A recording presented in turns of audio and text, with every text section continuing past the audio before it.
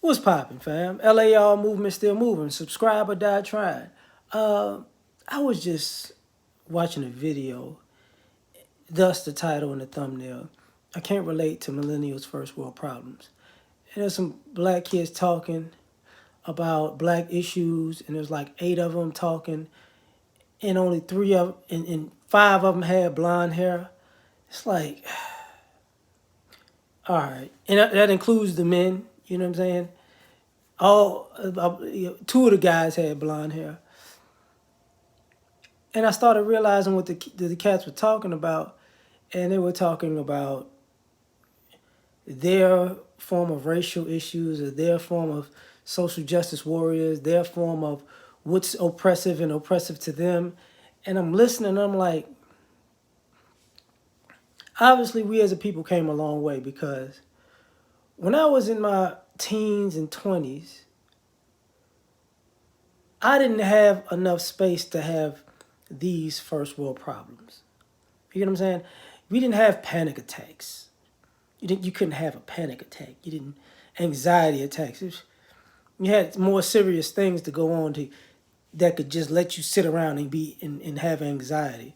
It just didn't work. Um, you know, this idea of living in nuance, and you can, all the nuances, and all the nuances in the gray area have you going this way and that way and what to do. It's like, yeah, man, y'all got a lot of first world problems, man.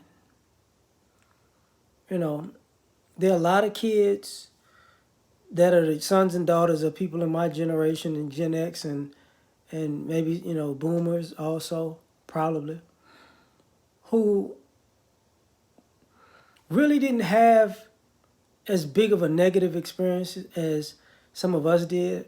And testament to the parenting, because their fears are not getting shot, or getting killed, or getting falsely arrested, or a teacher ruining their grades on purpose to ruin their chances to go into college, or a teacher, a teacher or a coach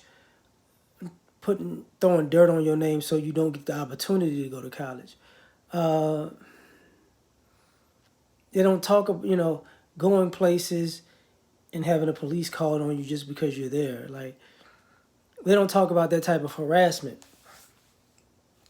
You know, um, it seems like they don't talk about driving while black, right? They don't talk about the hood culture, because now, your younger cats who are involved in the streets, a lot of them chose that. Just flat out, they chose it as a lifestyle choice. It wasn't something that, you know, is in, as it doesn't engulf the neighborhood like it used to. And I didn't participate in it back then, but it's like they got first world problems. You know, you got to be,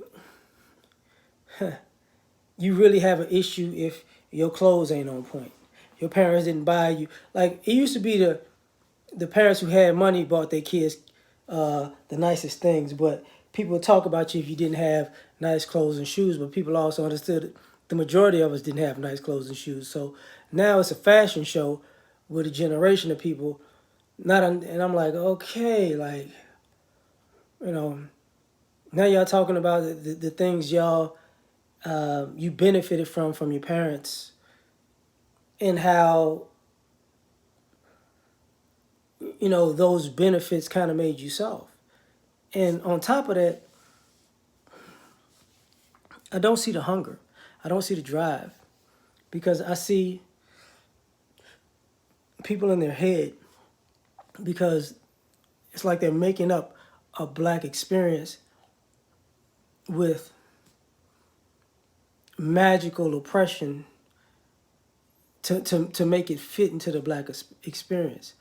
And for me, it's like I can't relate to that. Like, I just can't. I'm happy for you that you can, that's the least of, that's the, not the least, but the most of your worries is these topics. But you just in different groups, I guess. We came up differently, you know.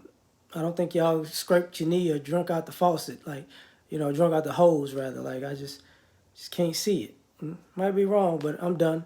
Like, share, subscribe, or die trying. Catch y'all on the next one. Peace.